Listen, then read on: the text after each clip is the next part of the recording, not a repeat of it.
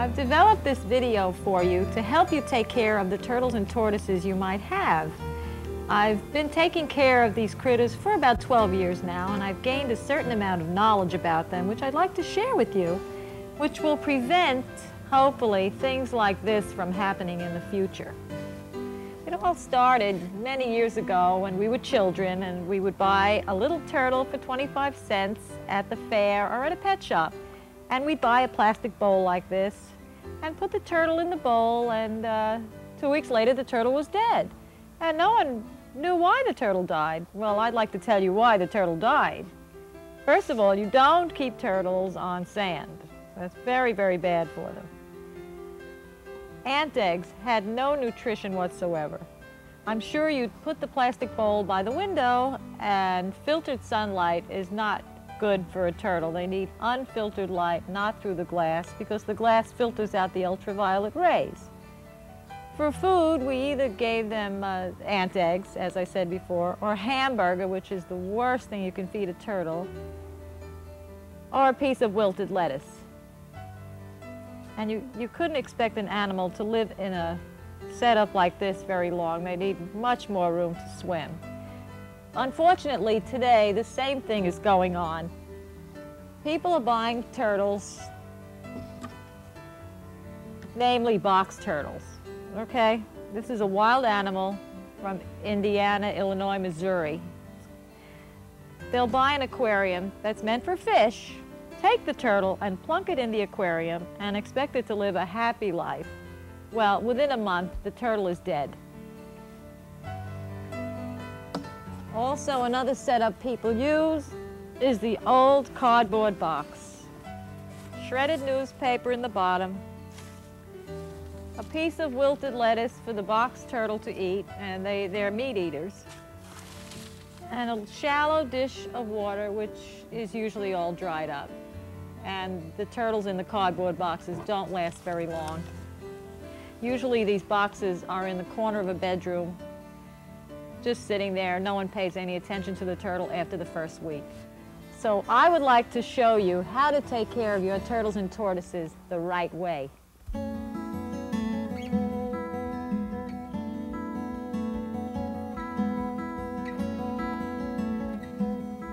there's the little turtles. Now you have to agree that a setup like this makes a lot more sense than something like this. All you need is a child's wading pool, a floating log, a place to hide, which is nothing more than an old flower pot, and the turtles have a beautiful home in which to grow. And instead of ant eggs, you should give them live food to eat, like little worms, which you can dig up from your yard, or you can buy them. They're sold for fishing. And little roly-poly bugs. The more live food you can give a turtle or tortoise, the better off he'll be. Because in the wild, no one comes around with plates full of food for them. They're on their own. Now, I'll just take this out because they do like to hide, and indeed they should have a place to hide. Because at this size, they're very vulnerable to predators. Birds can come and take them, and dogs, not usually cats. They also should have a place to climb out to sun themselves. Very, very important. Turtles need a minimum of 2 hours of natural sunlight a day for their shells.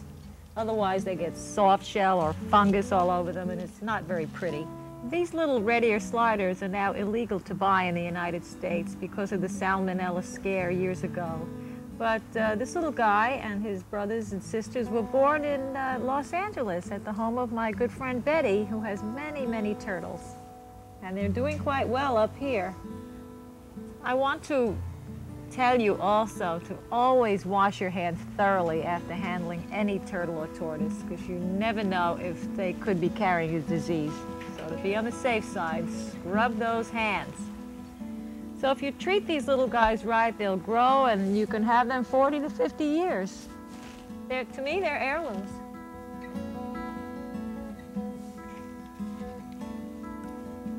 Come on, here's your bugs. Now, bigger turtles need bigger pools, and this is the largest wading pool you can buy for children of this type. if you notice, I have it on a slant. And that's because we want it deeper on one end and shallower on the other. It's easier to clean this way, and the turtles can climb up on the dry end and enjoy themselves in the sun. For cover, this is just an old pail with a doorway cut out.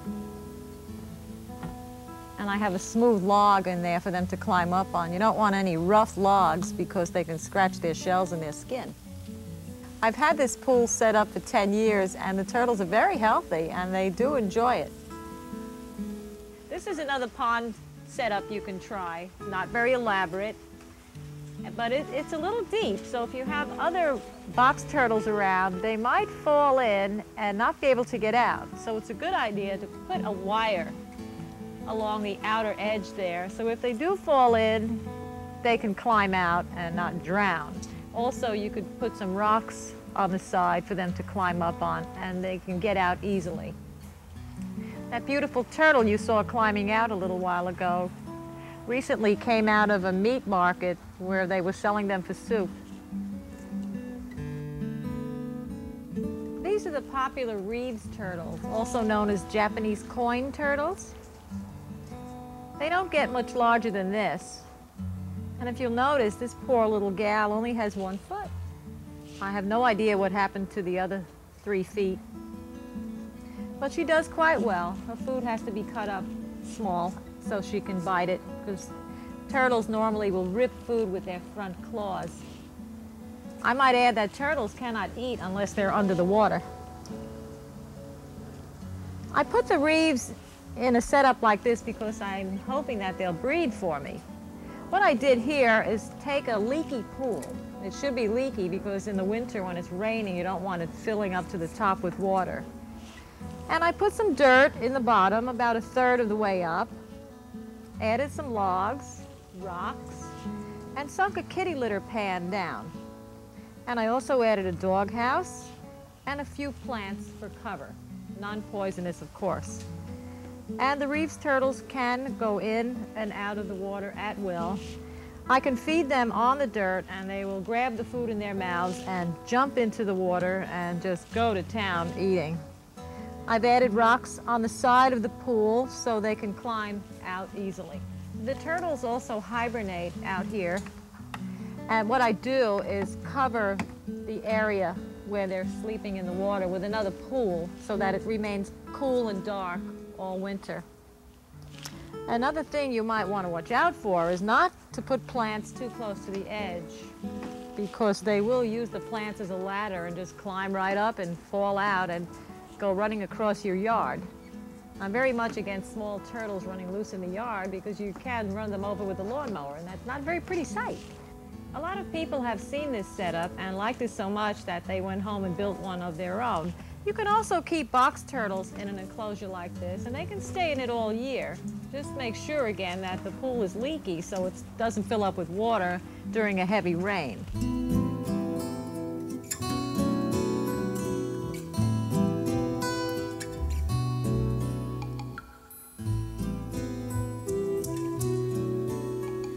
When you keep turtles or tortoises, you should make sure you have a large enough area for them to live in. An aquarium is not suitable. I believe if you can't keep them in a natural type area, you shouldn't keep them at all. Now what I've done here is what I think imitates what their natural area would have looked like. There's plenty of places to hide, lots of water around, lots of plants to climb under. Some of the plants are edible. Nothing is poisonous. You must have rocks for them to walk on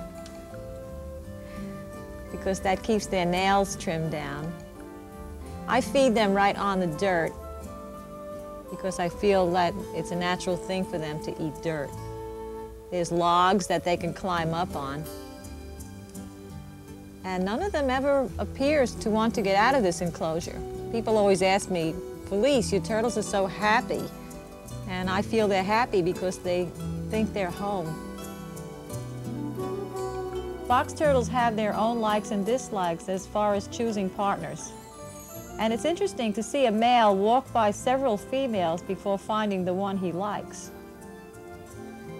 When it's very hot in the summertime, I use a fine mist from the hose to imitate a thunderstorm. And you'd be surprised how much the box turtles appreciate this. They all come running out and they start drinking from the puddles and start hunting for bugs and worms on their own. And it's just very important that they have places to hide and not be trapped. I lost a little turtle last year who became trapped under a rock. Normally it was okay, but another turtle had jammed him in there and he couldn't get out. And even though I was here, I didn't see it until it was too late.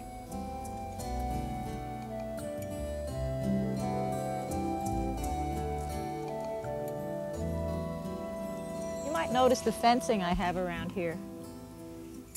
This is 2-inch square, which I recommend.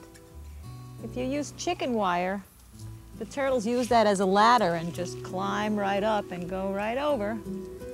If you use 2 by 3-inch mesh, the turtles can turn themselves on their sides and go right through. But they don't seem to climb up on this at all. As long as they can see through, they seem happy. I've had this area set up for many years, and something quite interesting happens with the change of the seasons. In the fall, all of the turtles and tortoises migrate this way as the weeks and months go by. Like September, they come a little closer. October, they're a little closer. And finally, November and December, most of them go into this doghouse, or they dig holes right in this area. In fact, there's one hole left that I haven't filled in yet. Now, I used to tell people not to let them hibernate in the ground, but a few years ago, we had quite a flood here. And what I discovered was all the box turtles that were under the ground, I didn't know they were under there. They all came up.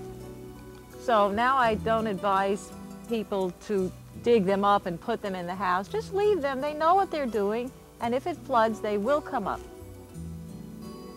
The area where your turtles and tortoises live should get sun most of the day. Now what we're looking at here is a nursery. If you're lucky enough to hatch your eggs, well, then you're going to have to put your baby somewhere, and in the house is not good enough. In the winter, yes, but in the summer, no. What we have here are 2 hatchling Herman tortoises. They're 2 years old now, and you can see the different rate of growth even though they were born on the same day. And we have some baby box turtles, also about 2 years old now. But they have to live in here until they're big enough so that they can't fit through the fence on that side. And when you build a nursery, it should be a miniature version of your larger enclosure, but it should be heavily planted. Otherwise, you're going to have to cover it because birds can pick the babies up and take them away. So put non-poisonous plants in, put rocks in and logs, and also a shallow dish of water, but add some rocks in there so that they can climb out because they can drown rather easily. I put this box turtle in here because he's hard, he's hard to find sometimes. This is a golden-headed box turtle. And I've seen these in pet shops sold as water turtles. Sometimes they call them humpback turtles, and a lot of them die because nobody knows how to take care of them. But the care is exactly like your regular box turtle. It can live out here all year long. It takes the frost. It will hibernate, and it eats worms and snails and bugs. And a lot of them like bananas. So try and give your turtles and tortoises as much variety as possible. If you can't buy fresh, buy frozen. Don't buy canned because it's too salty. Tortoises need to go into a shelter at night, so I provided several dog houses throughout the yard. Wooden houses are best up off the ground. If your tortoise does not use the house you provided, check out where he's sleeping at night and then move the doghouse to that spot and he should go into it.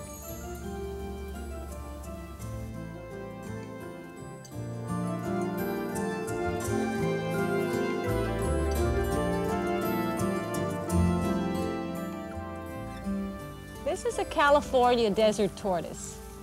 They have lived for millions of years in the Mojave Desert. Everybody loves these tortoises.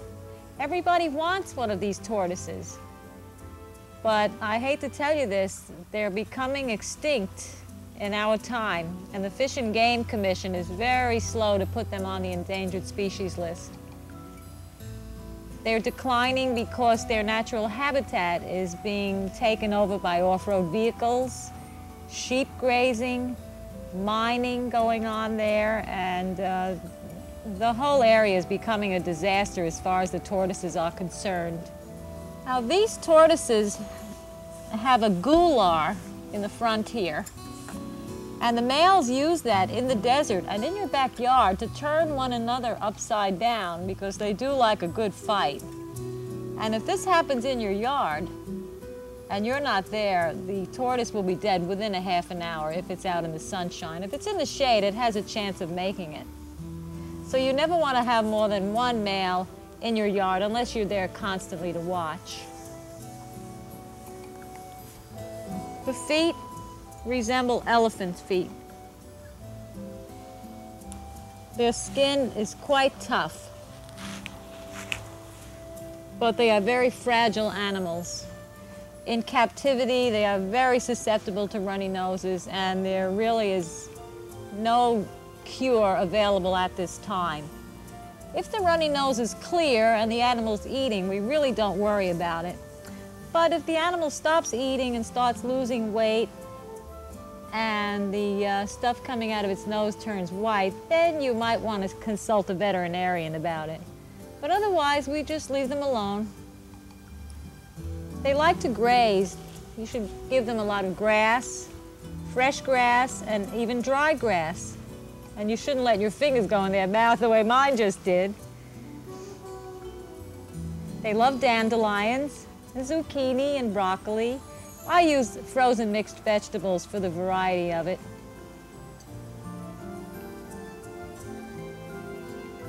And naturally, you can't take an animal like this and put it back in the desert. So once it's removed, it's captive forever. And that's especially true of any hatchlings that are born in captivity. They can never, ever go back to the desert.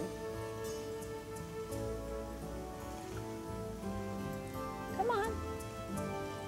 You'll notice they smell something many times before they take a bite, which I always thought was very interesting.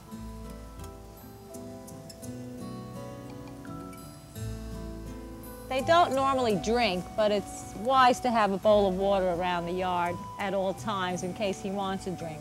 A lot of times they like to drink out of the hose running near them. It's more natural, like a sudden rainfall in the desert. And now he's eating some grass, which is the best thing for him. It's a natural food. They don't eat meat, and they shouldn't eat meat because their bodies are not geared to digest meat products, as far as I know. Obviously, you can't put an animal like this back in the wild because he's too tame, and he'll just sit there waiting for somebody to come along and feed him. Also, most tortoises in captivity are diseased, and if you put it back into the wild, it might make the whole wild population sick, so you don't want to do that. And once a captive, always a captive, so take good care of it. Keep it dry. It's a desert animal, cannot be wet.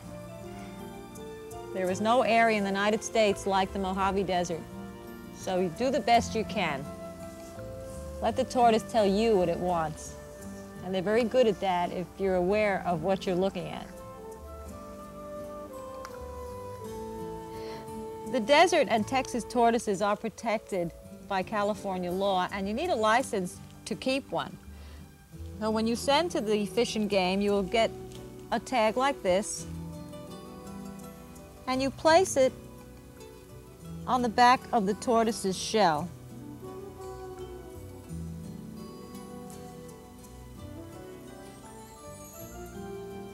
What I like about the tag is that if the tortoise ever gets out of your yard and is running down the street, this is the only way he can be traced back to you. This is a Texas tortoise. They don't grow much larger than this. They're also becoming extinct in our lifetime, unfortunately. This is a little female. You can tell it's a female by the flat plastron and the tiny little tail. Males always have concave plastron and a larger tail.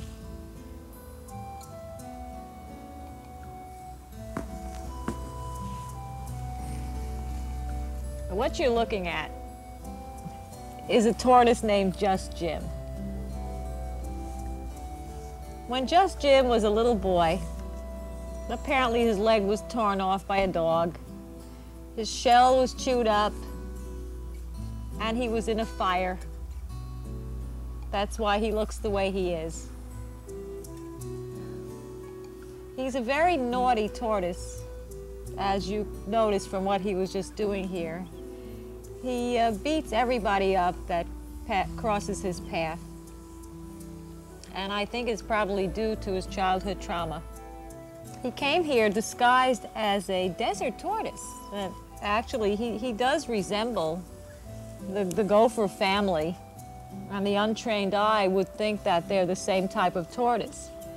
But I laughed when I saw him, and I turned him over and I saw that big tail and these little spurs here. I knew he was a Greek tortoise. Now, he's been here about 7 years, and he has never stopped being this vicious towards other animals. So he spends a lot of time in solitary confinement because this is very upsetting to the other tortoises. Not only will he ram them like that, he'll also bite their back feet until they bleed, see? So we can't have any of that going on around here. So Just Jim spends his time alone, and I think he's happy about that because he doesn't need to be upset either. Everybody loves him in spite of his bad habits, don't we? We love you. We know you've had a rough life. This is Clyde. He's an elongata, an elongated tortoise. They originate in Sri Lanka. He's about 20 years old, and what you see hanging out of his mouth is a snail. He can eat over 30 snails a day. You can tell he's a male. It's quite obvious. I mean, look at the size of his tail, which he keeps tucked under. I don't let him hibernate because I'm not sure they hibernate in their natural habitat. If you don't know where your animal comes from, don't let it hibernate. This is Clyde's wife, Claire. I believe she's a little older than he is, maybe about 35. Now you can see that she's a female by the flat plastron and this much smaller tail. Clyde and Claire last fall had a child named Clancy. Now this little fellow took 10 months to hatch. I've never heard of an egg incubating that long. And in fact, I had turned the incubator off thinking that the eggs were no good, but one day I went in there and there he was. This is a male leopard tortoise. I think he's about 25 years old. And of course you can tell he's a male by the size of his tail. Coming from Africa, naturally these tortoises do not hibernate. So if you have one in captivity, you better be prepared to keep it warm, very warm and dry in the winter. This is Tarzan's girlfriend, Godzilla. She's so named because she destroys everything in her path. And obviously he's in love with her. You can tell she's a female by her very small tail. Can you see it in there?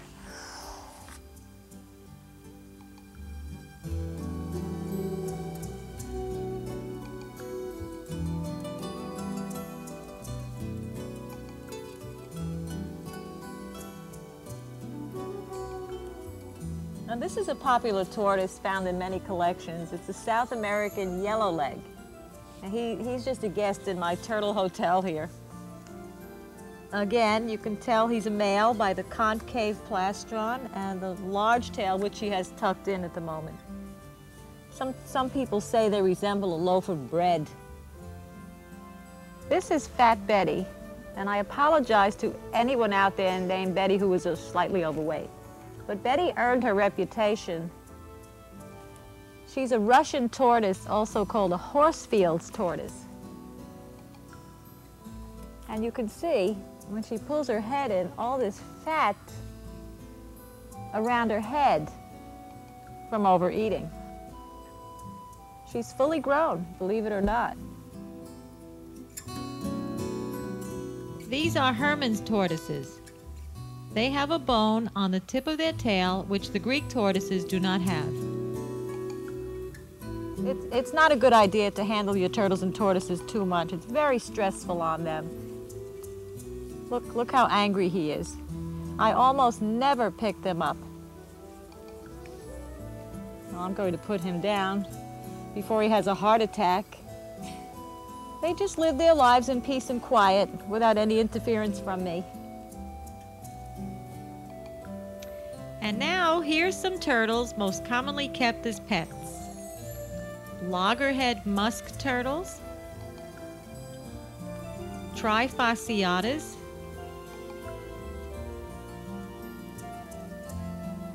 pond turtles, red ear sliders,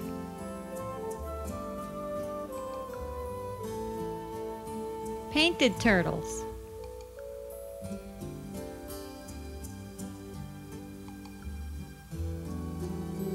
this is an eastern box turtle. Notice the pretty colorations on the shell.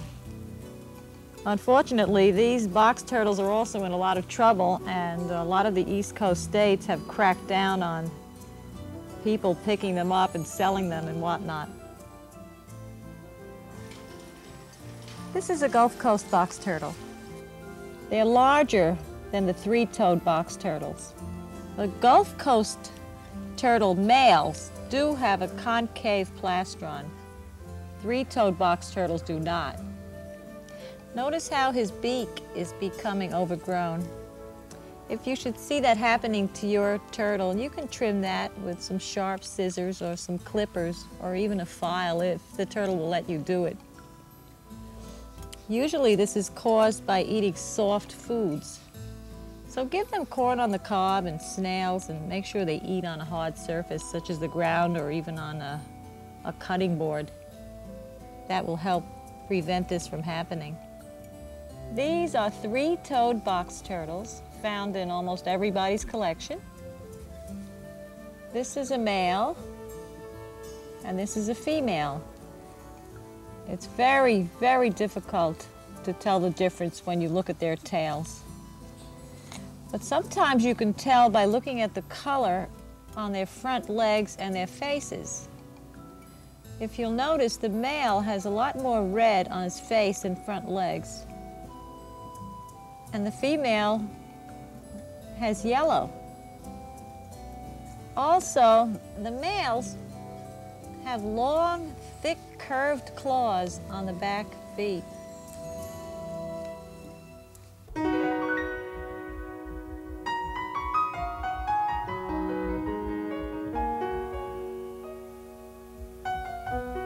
Spring is in the air, and as you can see, turtles and tortoises have strong feelings of love for one another.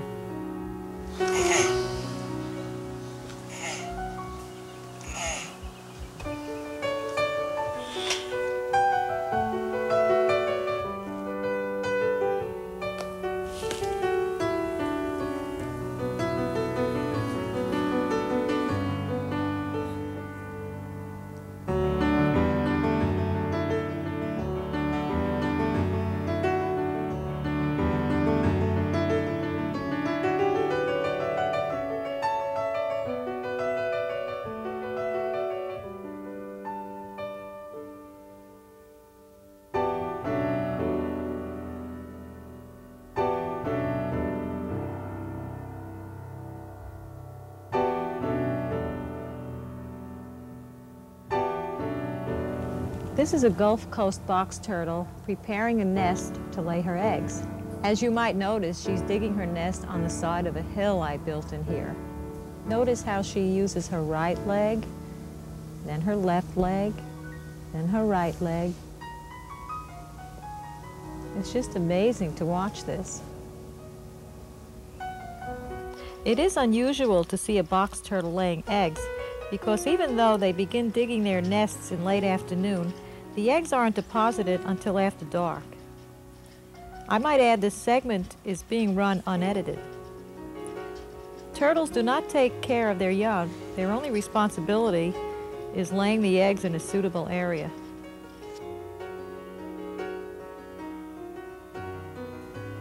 Sometimes they'll come upon a rock that can't be moved or a root, and they will abandon that site, and they won't dig again for a few days. Then they'll find another place and start all over again.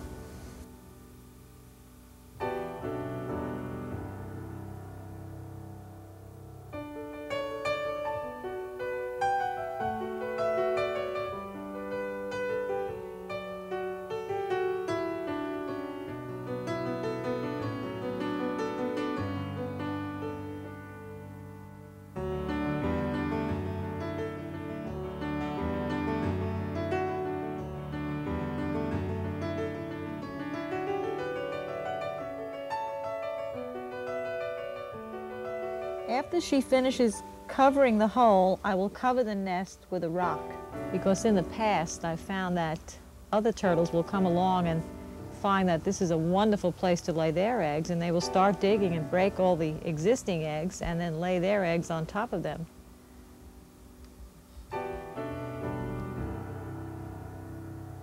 Be sure to write down the date your turtle has laid the eggs. I have to admit, last year I was cleaning some weeds up around there and I noticed the rock, and then it came to me that I had put the rock on her nest. And I lifted up the rock. There were 4 babies peering up at me from the hole.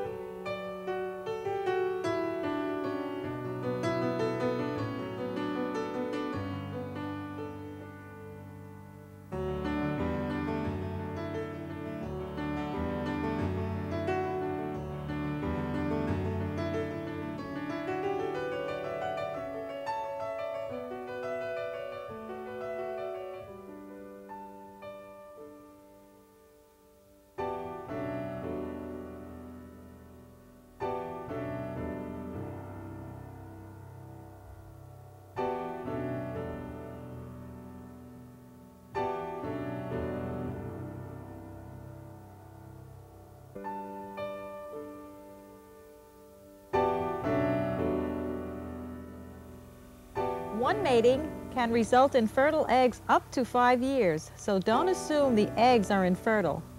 If you bought a female box turtle in a pet shop, she very well may lay fertile eggs.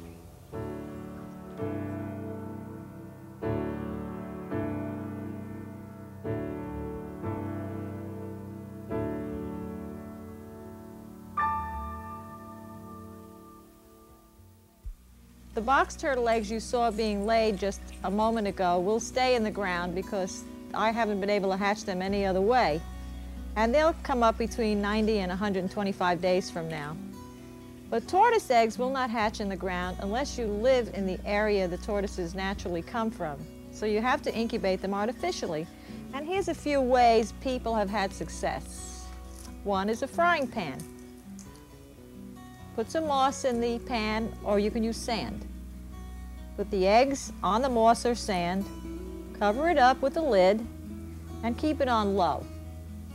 A popular way to incubate eggs is using a styrofoam ice chest. You need one ice chest, however you need 2 lids. You take the second lid and you cut it to fit the shelf inside the ice chest. And what you do after that is you can fill the ice chest with water. Put the lid on the shelf. Take the aquarium heater and put it in the hole that you have cut out for it. And cut a little notch out for the wire too. Take a load of rubber bands and put them on the shelf. Put the eggs on the rubber bands. That's to prevent them from rolling all over the place, because once a tortoise egg is rolled, it probably won't hatch. And put a thermometer next to the eggs. Put the cover on and check the water level and the temperature periodically. Some people prefer to put the heater in a jar inside of the chest, and that's okay too. Make sure it's a bigger jar than this though. I have used the styrofoam chest with great success by not using any water at all, but I put a hot rock in the bottom because I don't think tortoise eggs need that much humidity in there. And it's worked fine. In 77 days, I have desert tortoise babies running around in here. These are Greek tortoise eggs. And this is my favorite setup to incubate Greek tortoise eggs. I have green moss, it's dry. I will lift some up, put the eggs straight down, not turn them at all, which is not an easy thing to do. Place them down, cover them with the moss. Remember, tortoise eggs do not need moisture, except maybe a little humidity. So to take care of that, I put a cup of water on the side, a thermometer on the top, keep track of that temperature, and an ordinary aquarium light on the top. What's interesting is Hermann or Greek tortoise eggs take about 56 days to hatch. What I found is that the warmer the incubator, the more girls hatch, and the cooler it is, the more males hatch.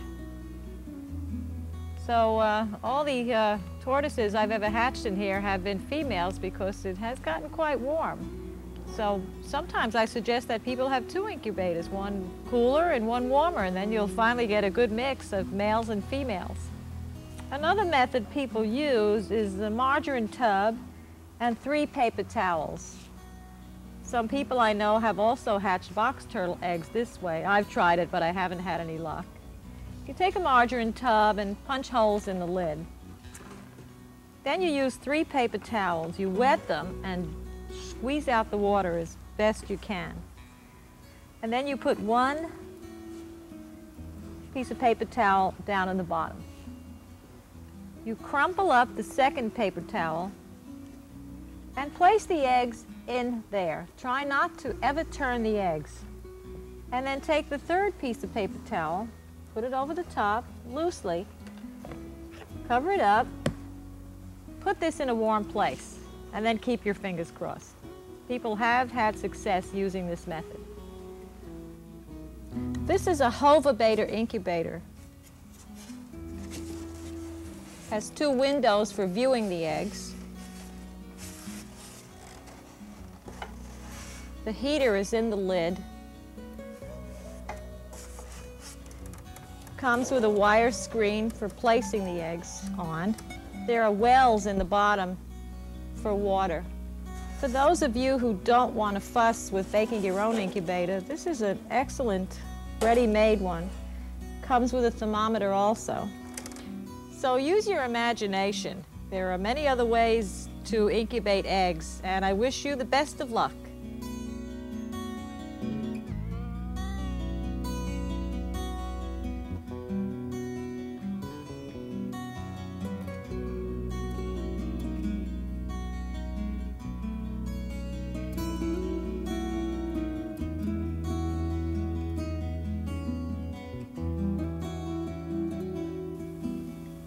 If you're lucky enough to have your desert tortoise eggs hatch, here's what I want you to do with them for the first winter, because we don't recommend letting them hibernate. They're just too small.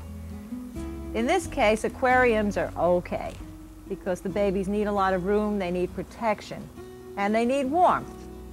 But first of all, they turn themselves over quite easily. And to prevent that, we use a paper bag on the bottom of the tank, and it's rolled up on the sides. This way they don't turn over as easily as they would without the paper bag. If you have newspaper in there, they just slide around on it, and it's not very good for their bones. For food, I like to give them grass and dandelions chopped up fine. And when it gets dry, leave it in there because it's good for them to eat the dry stuff, because that's what they would be eating in the desert. You can put some dirt on the paper bag, or if you want it to look neater, just put some in a dish, because it's important for them to eat dirt. Make sure the dirt is not potting soil that has redwood in it. Just dig some out of the yard and replace it every few weeks. They need a place to hide, so you can fashion a little cardboard house or a wooden house or whatever strikes your fancy. They also need to be kept warm all winter. You don't want them to get cold because they will not eat and they'll probably get sick. So what I do, I have a nest box heater. It's for rabbits. And I will slide this underneath the aquarium, just part of the aquarium, not the whole thing, because they have to be able to be warm and cool as they choose. And that keeps them warm from the bottom. And to simulate the sun and the warmth of the sun, I use a clamp-on light with a 40 or a 60 watt bulb, depending on how cold it is in your house. Very important also, you need a Vitalite for the desert tortoise hatchlings. Without this, they don't seem to develop very well. The Vitalite is a fluorescent tube. They come in all different sizes, and it should be kept on as long as the day is long. Like if the sun is up for 8 hours that day, leave the light on for 8 hours that day. And as the days get longer in the springtime, we'll leave it on a little longer. And this has, the Vitalite has the properties of the sunshine in it. They call it the sunshine tube. And it is important to use that. If you don't have access to a nest box heater, you could use a plain heating pad, but remember, just put it under part of the aquarium, not the whole thing. Besides grass and dandelions, they also will eat the foods that their parents eat. Once in a while, you can give them some dog food, but I don't recommend it more than once a month because they become very lumpy with too much dog food. And another thing I want you to remember, they're dry desert animals, so when you want to give them water, just maybe every week or 2 weeks, soak them in a little bit of water for about a half an hour or less, and then take them out, dry them thoroughly, and take the water out. You don't want the enclosure to be moist at all. You want it dry. One thing very important to remember, don't ever put an aquarium out in the sun with turtles or tortoises in it because it will fry them within minutes. Box turtle babies usually emerge in the fall, and they're quite hardy, but you don't want to leave them out there all winter. They would probably survive, but a bird or a cat or a dog could easily eat it.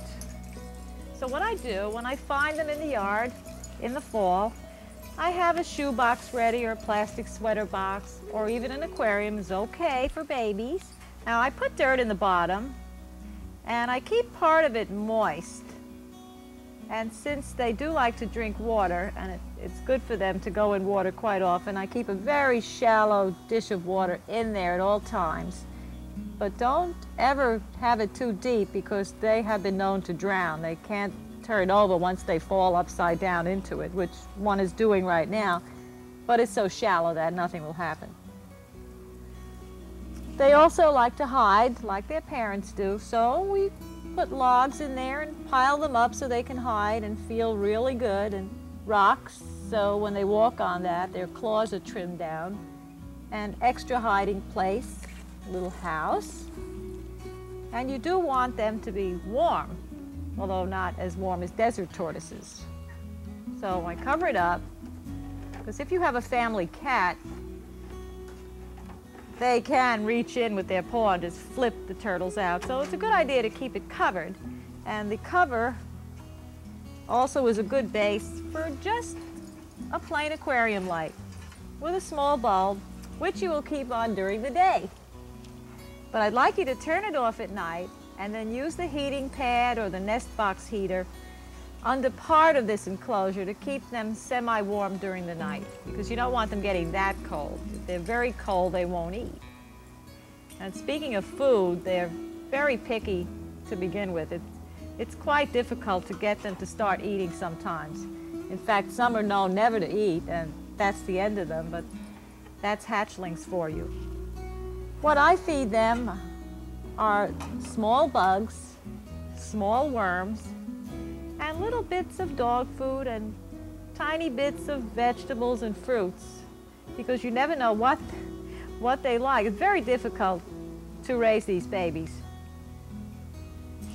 Baby water turtles, not from tropical climates, can be safely kept outdoors all year, except for the fact that they could be carried off by birds or cats. So you want to keep them in the house for the first few winters until they're large enough to be outside. This is how I keep them in the winter. It's very easy to clean. Notice there's no sand or gravel in the bottom. Baby turtles eat bugs and worms, slugs, little snails. And if the food falls into the gravel or sand, they're going to ingest that. And in a very short time, you're going to have a sick turtle because its intestines will be impacted with the sand or gravel. So it's best just to keep it nice and clean. Always have a rock in there where they can come out and completely dry themselves. I like this because it's light, and every day or two I can just dump it out and refill it, making sure that the temperature of the water going into the pool should be the same temperature as the water you're dumping out. Now for warmth during the cold days, I add a cover over it, just like the box turtles, although this is larger, so I needed a more substantial cover. And again, another aquarium light over the rock area. And I keep this on all day, and they bask and seem to be very content in this environment until the springtime when they can go back outside again.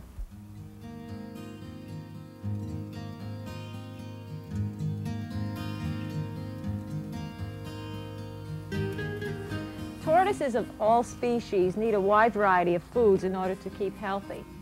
The first thing they should eat is natural food, such as grass, dandelions with the flowers. They love clover, flowers and all. Make sure when you're feeding them these things that it has never been sprayed with insecticide or pesticide, because that could kill them. And wash everything thoroughly before you feed them. Most tortoises are also fond of rose petals, which have a lot of nutrition in them.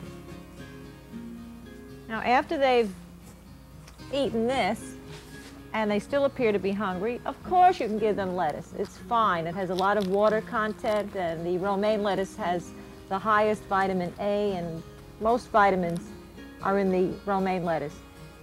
You can use all other lettuces, but go easy on cabbage because it's not that good for them. Zucchini is excellent. Bananas, they will eat corn on the cob.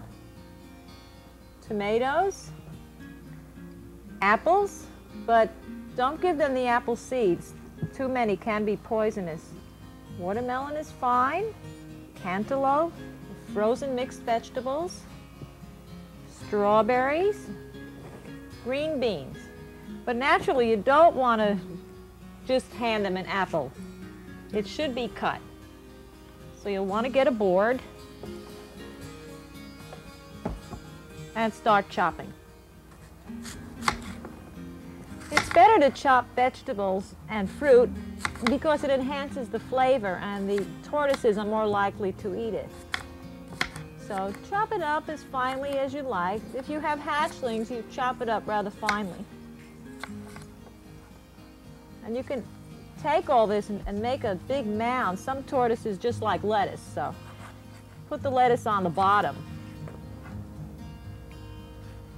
And this way, the tortoise is going to have to dig through the pile of great food to get to the lettuce on the bottom.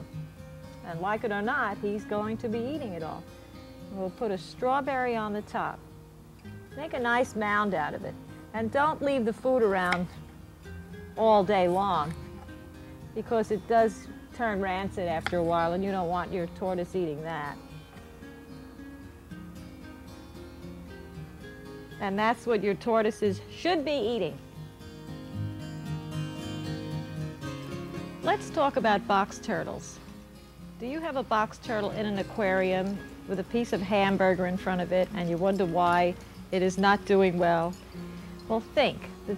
The box turtle comes from the East Coast states and the Midwest. It lives out in the woods.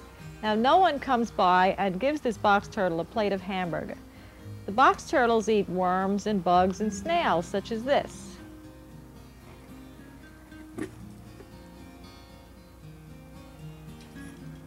Now, I have to go through the neighborhood with a flashlight and can and gather these up. But the other day, someone dropped this on my doorstep, and I was very, very thankful.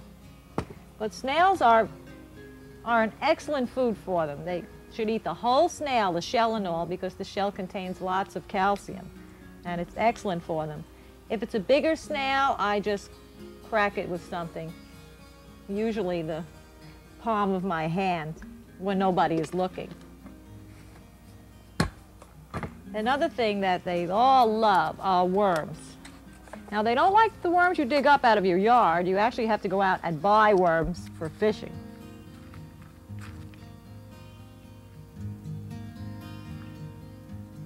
Big ones, night crawlers. The bigger the better. And a good meal for a box turtle is 3 a day, but they don't necessarily have to eat every day.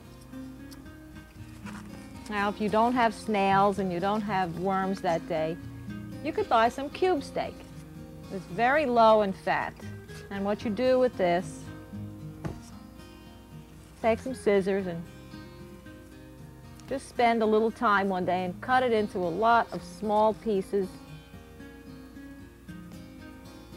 You never want to give a turtle something too big because if he can't eat it, he's just going to walk away. You can also use leftover chicken, but don't use raw chicken because that's not a good idea to feed anyone raw chicken. And slugs are a delight. Box turtles love slugs, and crickets are great. Anything living you can give a box turtle to eat is to his benefit. They also will learn to love dog food, which is an excellent source of protein and all kinds of vitamins and minerals. I noticed that older box turtles don't particularly like dog food or snails or worms. They tend to eat more fruit. But in the summer, all box turtles will eat just about anything for some reason, and this goes on for about 3 or 4 weeks. And then when the weather turns a little bit cooler, they go back to their picky ways again. They're not that easy to take care of. Their appetites can change with the wind. And if they don't want to eat for a week or two, it's okay. Just watch them. If their noses are clear and their eyes are not swollen, they're just being stubborn. So feed your box turtles right and they won't get sick. Years ago, I used to give my box turtles hamburger too, and I wondered why they were always sick. Well, since I cut out the hamburger, I haven't had any illness whatsoever. Here's what your water turtles should be eating. Now, normally they don't eat fruits and vegetables, although some do. There's an exception to every rule. But it is okay to float a leaf of romaine lettuce on the water, and curiously enough, they will eat all around the rib. So you might want to try that. I give my water turtles a cube steak, cut in small pieces, and don't give them too much. Also, smelt is excellent if you can get it with the bones. And what you do is also cut it in small pieces. I usually stand over the pool and just cut it, and they practically jump out of the water to eat this. They will devour many boxes of worms.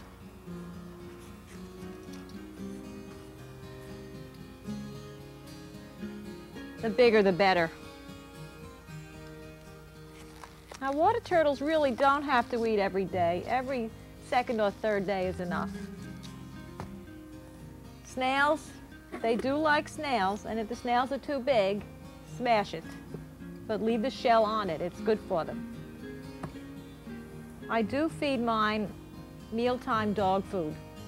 We soak it in hot water first, and they turn into little sponges, and every water turtle that I have loves it. Another good food item is trout chow. These are little pellets just loaded with vitamins and minerals. It's an excellent food source for your turtle. And vary their diet. Don't give them the same thing at every feeding. You could also try calcium blocks, which is made out of plaster of Paris. We'll give you the directions on how to make this in a few minutes.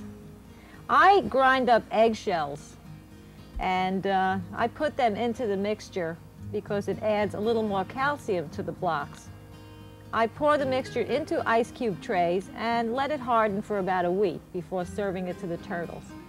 You can also make it this way. Just pour it out onto some silver foil and also let it harden for a week, and then you just have to break off little pieces and throw it to the turtles.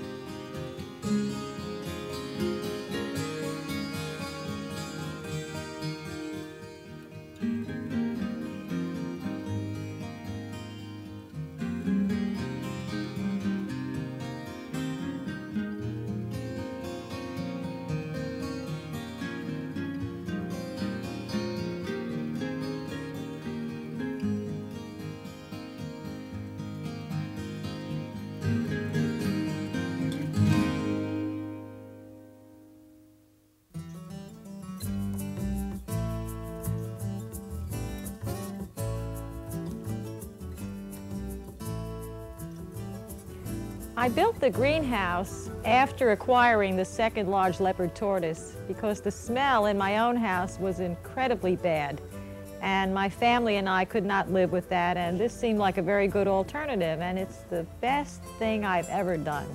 Come on in and I'll show you how it works.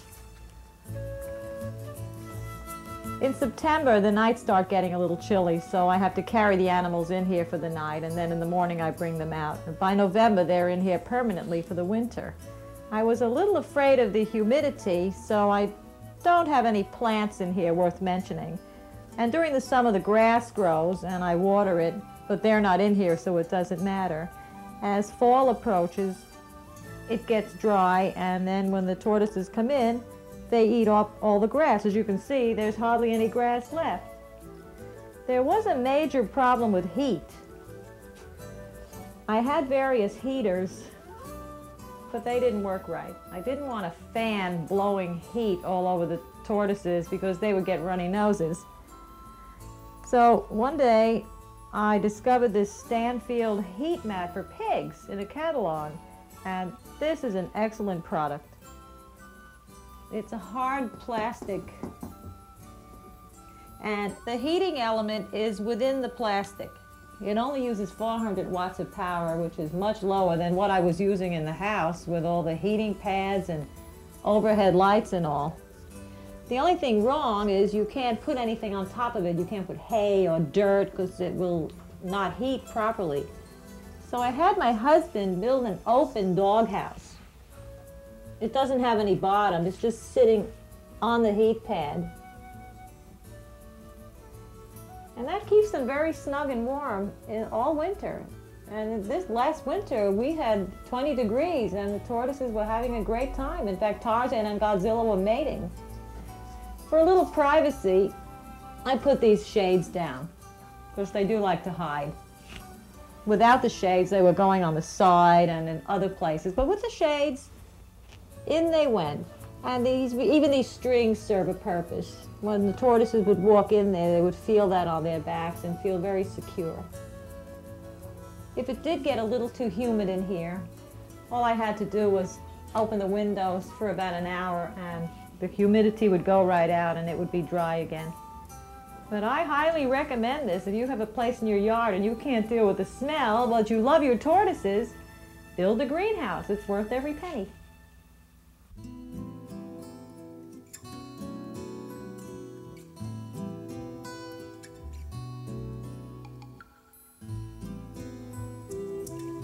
This is Bob. He's a three-toed box turtle. And last year he had an encounter with a dog, and that's how we met. The person who owned the dog called me up screaming that there was a turtle bleeding on her doorstep. So I rushed over there, and oh, it was terrible. The dog had ripped a hunk of shell off, and the turtle's insides were hanging out. So I put him in a box and thanked her for calling me and took him home. And I cleaned the wound with peroxide. And then I took a nice bandage and taped him up and kept him quiet and dark because turtles can go into shock after an incident like that. In fact, he was just hiding in his shell for 2 weeks. He wouldn't come out. He was so frightened. And I would change the bandage every few days. And after a while, a film began forming over the open area. And now, it's been about 1.5 years. It's good and hard. So we've taken the bandage off, and I let him run around here with his friends. But I'm not going to adopt him out. He's going to stay here with me where it's safe and there's no dogs around. Okay, Bob?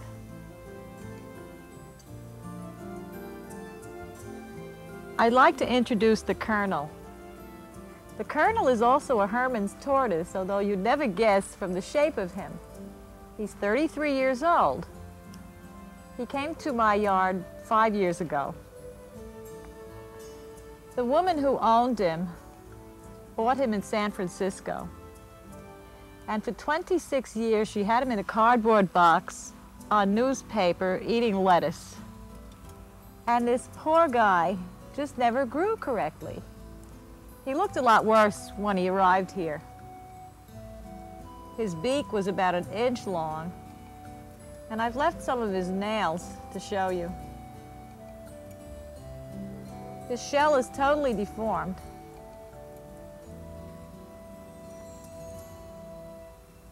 His body grew out of his shell all around here. His shell just stopped growing from lack of calcium. And the only way I could determine whether he was a male or female was by watching his actions. And he does chase the girls, so obviously he is a boy.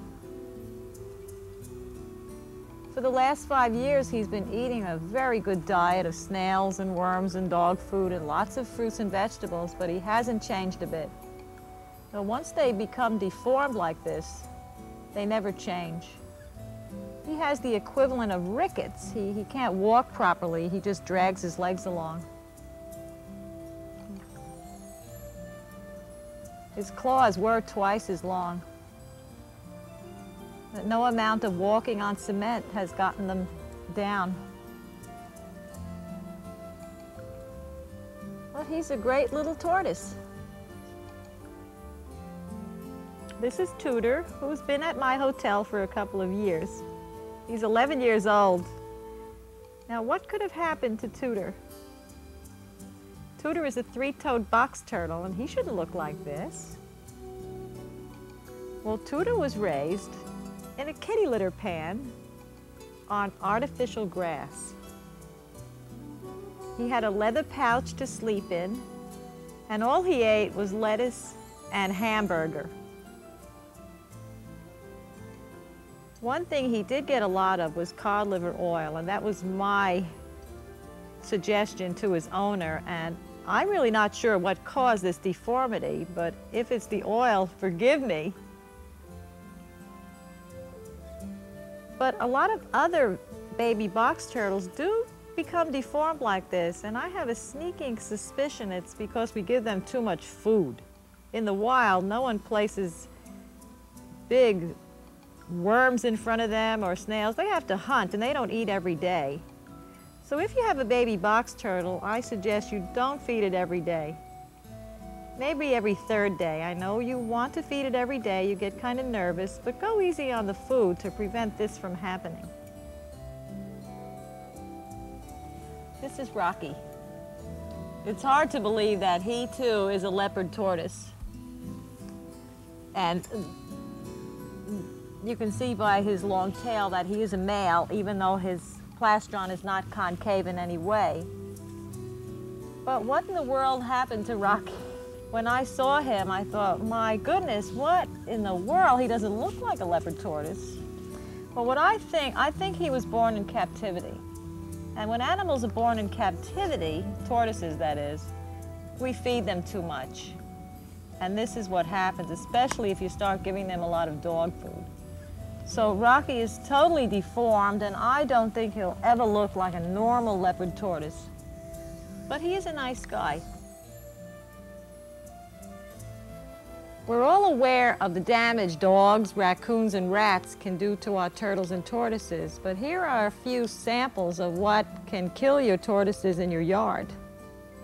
Plastic bags, bits of plastic are very, very dangerous to have laying in the grass, because the turtle can eat this and swallow it with the food. So keep that picked up.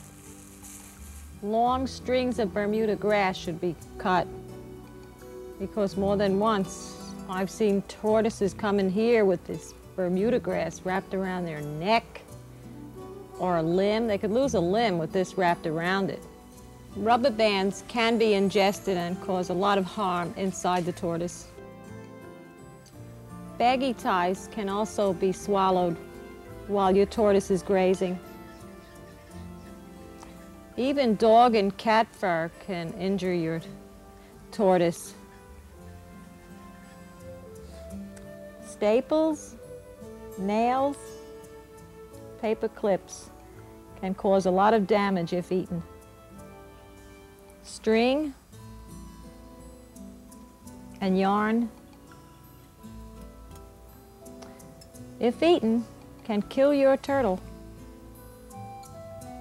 Tortoises seem to have a fascination for eating little white rocks. So please try and keep them cleaned up about your yard, because if they eat enough of these, it can impact their intestines and cause a sudden death. This is what can happen if you tether your turtle or tortoise. Sometimes people drill a hole in their shell to keep them from running away and attach a wire or a long cord to them. Well, drilling a hole can lead to a serious infection. Turtles also seem to run in one direction, and the constant pulling on that hole will eventually break the piece of shell off. And if that doesn't happen, the turtle can also get this wire or cord wrapped around their head or one of their limbs, which can cause a painful injury and even death. Sometimes they can even be trapped out in the sunshine with no way to get out of it, and within a few minutes they are dead. So don't tether. Just secure your yard so they can't get out. This is cruel. Here's another example of something man does to cause a turtle's early death. Please don't paint the shell. The paint clogs the pores, gets into the cracks, and before long, it is dead. Most diseases are caused by improper diet. Tortoises are susceptible to runny noses. In some species, such as the desert tortoise, it is more serious than in others. Desert tortoises in captivity are extremely vulnerable, and a cure, if ever, does not come easily. If the runny nose is clear and the tortoise is acting normally, no treatment is usually necessary. But if the fluid becomes thick and white and the tortoise quits eating, then a trip to the veterinarian is essential. Certain antibiotics can be dangerous and cause liver and kidney damage. I try more conservative approaches. I give the tortoise vitamins and keep it indoors and warm, about 90 degrees at all times. If it is not eating, I place nutritious food in its mouth. When a desert tortoise quits eating for a while, you might want to force feed him in this manner. Be very careful when doing this because you could lose a finger. Grasp his head with your thumb and middle finger, and with your index finger. He will get a little nervous. Push down on his jaw and pop the food in.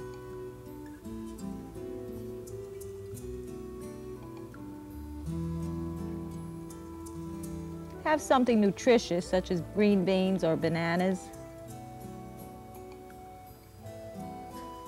I can't emphasize enough that you should never let a sick turtle or tortoise hibernate. If you do so, it will probably never wake up. Sometimes a tortoise will begin dragging its back legs, and this can be caused by a large bladder stone, which calls for an X-ray. Females can become egg-bound and may need surgery if other measures taken to pass the eggs fail. Sometimes tortoises are infested with parasites, and I urge you to see your veterinarian if your tortoise is losing weight. If your tortoise or turtle is ever injured, please keep it indoors because maggots will infest its body and kill it. The trouble with turtles and tortoises is that you don't notice anything wrong until the turtle dies. Even the most careful keeper can miss subtle signs of illness. Some things to watch out for are basking at night. Turtles and tortoises always go in a shelter at night, and if they're sitting out, you know something is wrong. I've even had them come out of hibernation and just sit out in the cold, and I know that they're sick when they do that. Water turtles sometimes have a collapsed lung, and you can detect this by watching as they swim. They will float with one side down. Also, if they have pneumonia, they will start gasping for air. Turtles and tortoises do the same thing at the same time every day. Of course, this changes as the seasons change, and any deviation from this normal pattern means something is wrong. So be alert, and you can probably detect illnesses before it's too late. You know a box turtle is sick when it looks like this. The eyes close. Sometimes there's white goop coming out of them. Sometimes they get quite swollen, and when the eyes are swollen, the turtle won't eat. Usually this is caused by a lack of vitamin A. So I'll show you how to open the turtle's mouth and put the vitamin A in it. I use drop a day. It has a very high A content and also vitamin D3, which is important for turtles.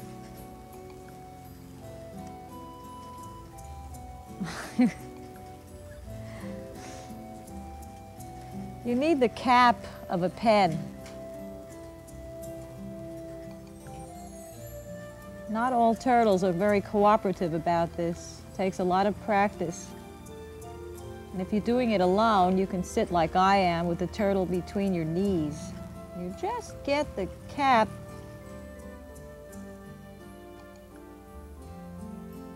until you get it into the turtle's mouth. See how she's trying to bite it? And then put a few drops in her mouth as best you can. And do this every day.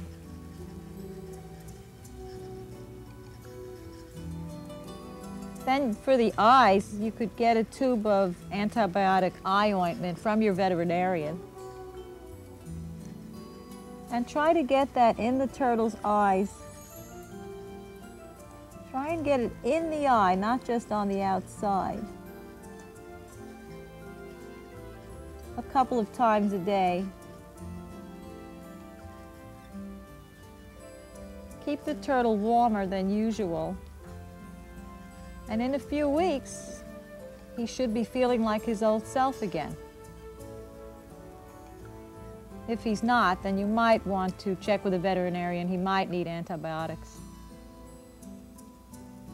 It's not too easy opening a turtle's mouth, but sometimes you can poke it on the side. See how the mouth is opening?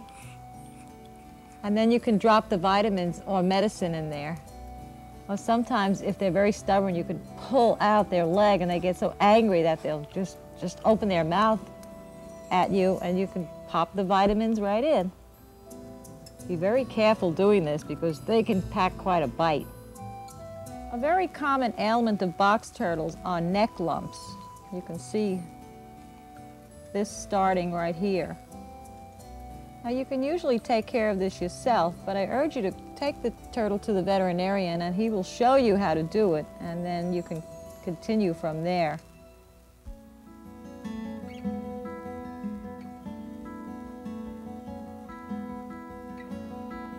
Tortoise fall, your tortoise will eat less and will sleep more, and you'll know it's almost time for hibernation.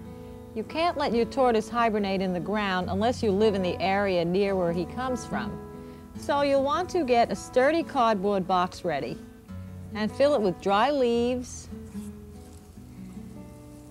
dry grass clippings, and make sure the leaves and grass clippings have never been exposed to insecticide or fertilizer, because this can poison your tortoise as he's sleeping in it.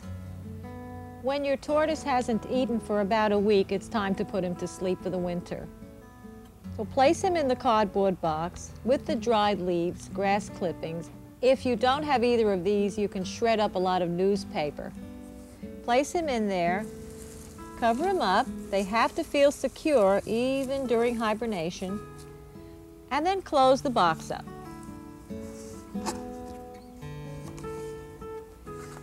You can now place the box in the garage, up off the floor, away from drafts or rats.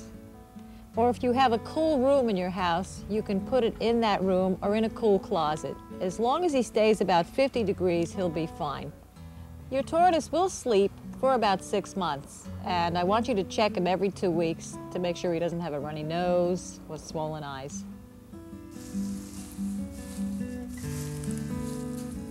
American box turtles, except for the Florida box turtles, can safely be hibernated outdoors.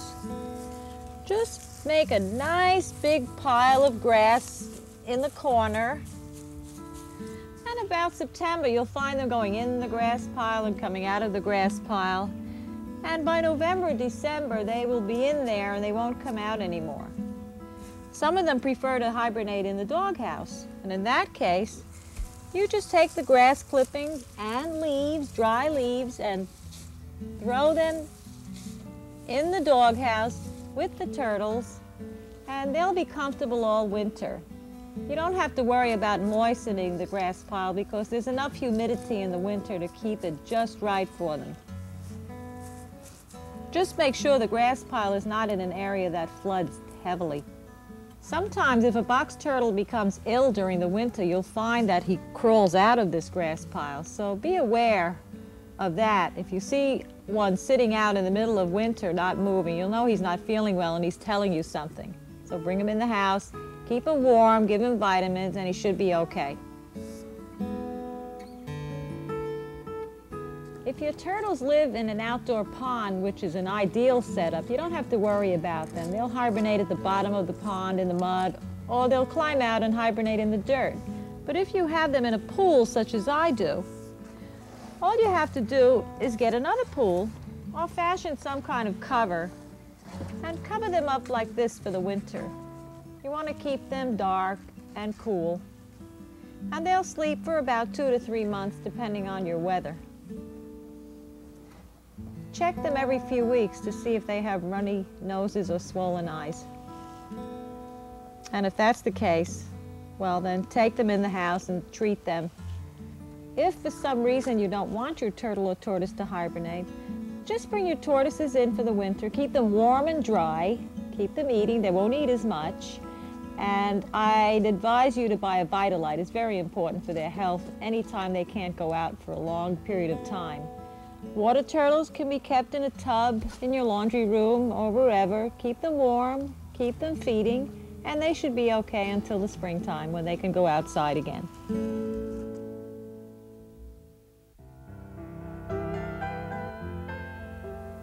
Thank you for visiting the Turtles and I today. There are many ways of taking care of turtles and tortoises, and what you have seen is my way, and I was delighted to share this information with you. Turtles and tortoises all over the world are becoming extinct because of man. We're absolutely destroying their natural habitats. The land is being used for mining, cattle grazing, home building, sheep grazing. The Army has training sessions on the tortoises' land. The tortoises are run over, the tortoises are shot, the baby tortoises are picked up by ravens and eaten. And there's not much we can do except contact our congressmen and let them know of our concerns. Write to the Fish and Game Commissioners and let them know you're concerned. And also write to the Bureau of Land Management and tell them that you're concerned about the loss of tortoise habitat. I've recently heard that our wetlands are drying up due to water diversion, and that means the end of our pond turtles in California. So write to your legislators, let them know that you really care. These tortoises have been around for millions of years, and it's up to us to keep them here for another few million years.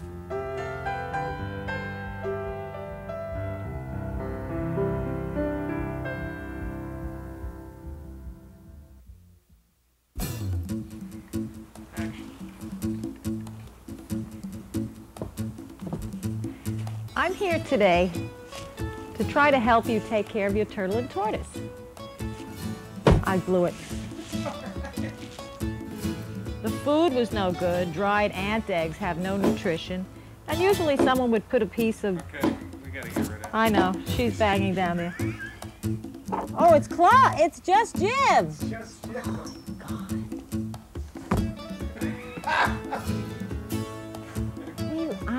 I was almost good too. Sometimes the male does not have that much concavity. I don't know how to say that. You can just forget that. What did I say that for? I forgot what I was going to say. You're rolling. Well, my brain is not rolling. These diseases are caused by improper diet. So try to, see, I start adding things instead of just letting it lay. And since they are hardy, they don't really need to be that warm. I'm losing it right now, but I'll continue in a minute. Because Tarzan was walking over the light. Look at the camera or yeah, no? Just look at the camera. Then we'll use a second. Right. Look at the camera real quick. Oh, I didn't think I was even on. You are. Half and half? Yeah, It looks yeah. good. Right. And I love this guy. He comes to the meetings. I want to know what happens, everyone, when I die. And it's now up to us to make sure they're here for a few more million years.